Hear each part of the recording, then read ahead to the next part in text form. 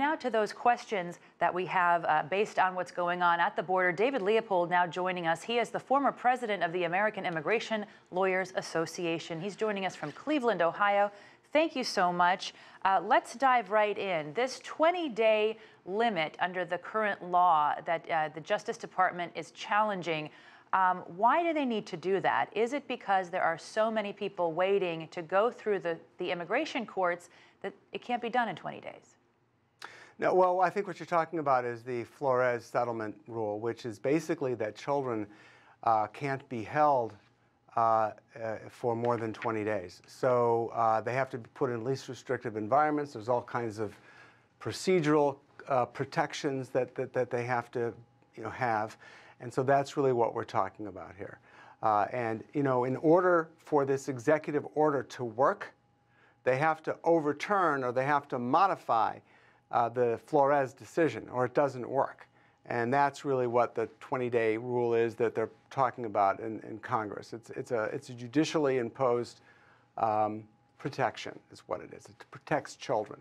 And as we know from looking at the last few days and the horror of children wailing in these facilities, that Donald Trump and his Republican Party could care less about protecting children. Well, I think that's something that we are going to have to see. Do we know more about, because there was so little planning going into this, and that seems to be more and more obvious as we watch the images you're talking about. So we had this order that keeps families together in detention yesterday. A lot of details still missing. Do we know anything more about where these families can be housed while they're being detained? Do we have that answer? Well, we have the plan, which is kind of sketchy, and that's to house them in military bases. Yes? And have those been identified? For a second.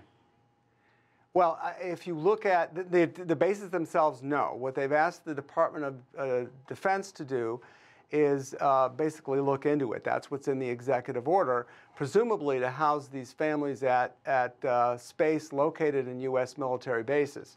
We'll see whether that comes to fruition. But Jessica, I got to tell you, looking at this executive order, and I studied it real hard yesterday, and I put out a statement with DHS Watch, a group that's associated with America's Voice in Washington, D.C. I got to tell you, I think they've set this executive order up to fail. Really? Why do you say that? Because they know full well that they can't house kids for more than 20 days. So they know full well that this whole concept of keeping families in long-term detention isn't going to work. So why would they do this? They would do this because one thing we know is that the Trump administration likes to put blame on somebody else. And they've got themselves into this pickle here where the whole world is watching our country detain children at the border, separate children from their moms, from their dads at the border. Trump doesn't like to back down. So by setting this up, he gets the courts to rule against him, and now he has to go back to the separation policy, and he says, look, it's not my fault. I tried, but the liberal courts and the Democrats and the lawyers, they made it impossible. I know that that's a cynical view, but, I've lived under this administration for 18 months, and I think it's reasonable. It is indeed, but I want to get to this question of reunification here, because there doesn't seem to be a system to identify the children in a way that they can be reconnected with their parents, especially the babies.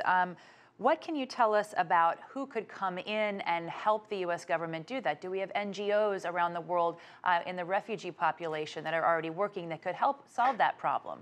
Yeah, Jessica, thank you for raising that. That's important.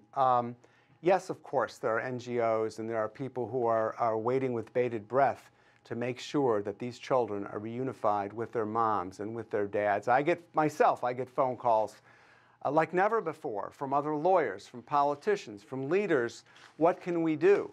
So there's no shortage of people that would gladly go to the southern border or go wherever to find these kids and to represent these moms and these dads and to make sure these families are reunited. But one problem is we don't know where these kids are. They pop up in Michigan and they pop up in Virginia. Yeah. Who knows where they've sent them? They've not tracked them. They put no mechanism in place, Jessica, to track the children after they've been separated from their moms. There's nothing in that executive order, nothing, that says that these kids, the ones that have already been separated, Right, the the 2,000 plus, yeah. right, should be reunited. This is my head is thinking embarrassment, but it's much worse than that. It is a shameful moment for the United States. It's shameful for all of us as Americans that this is being done. This crime is being perpetrated in our name.